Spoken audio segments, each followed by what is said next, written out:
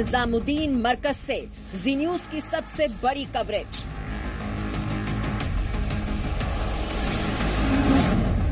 भारत में पहली बार किसी न्यूज चैनल पर मौलाना साद की सबसे बड़ी तलाश।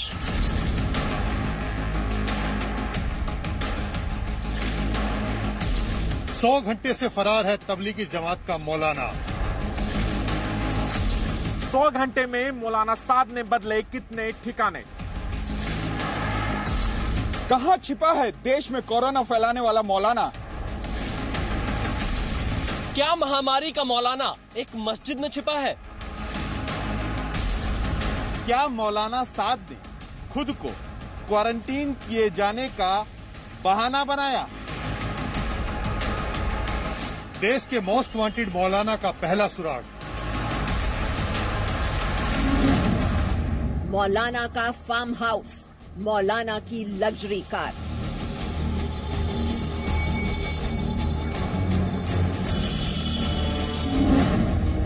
तबलीगी जमात की टेरर कुंडली, तबलीगी जमात का 9/11 कनेक्शन।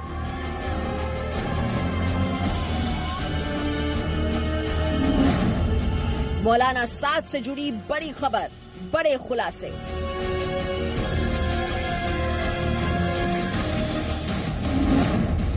आज मौलाना साद के एक एक राज से पर्दा उठेगा।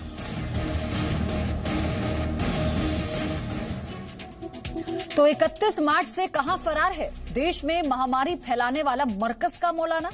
31 मार्च को एफआईआर दर्ज होने के बाद से मौलाना साद फरार चल रहा है।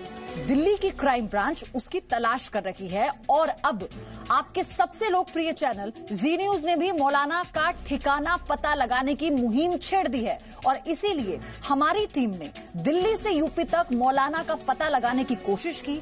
हमारी टीम को मौलाना के बारे में क्या मालूम चला, मौलाना के बारे में क्या बड़े खुलासे हुए, आज हम आपको अपनी स्पेशल रिपोर्ट में दिखाएंगे।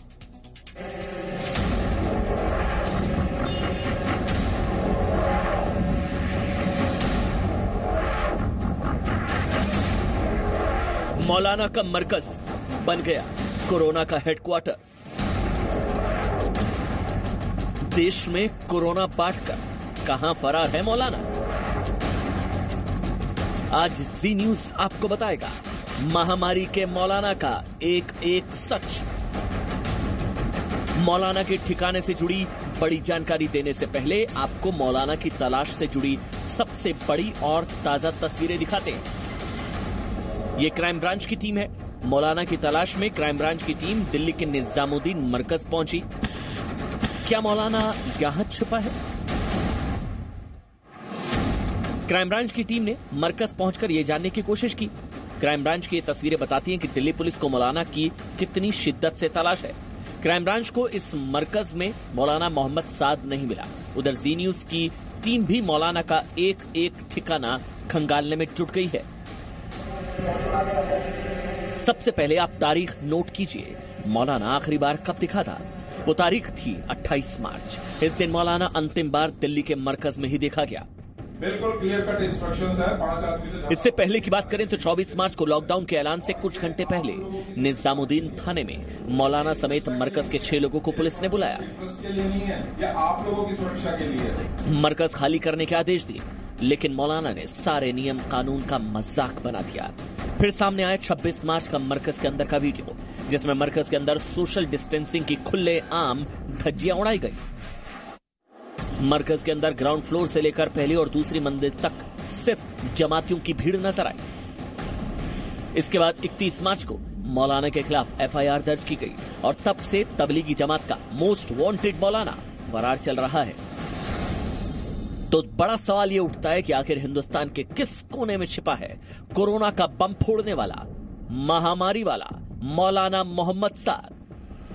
दिल्ली क्राइम ब्रांच ने मौलाना के खिलाफ 26 सवालों का नोटिस जारी किया।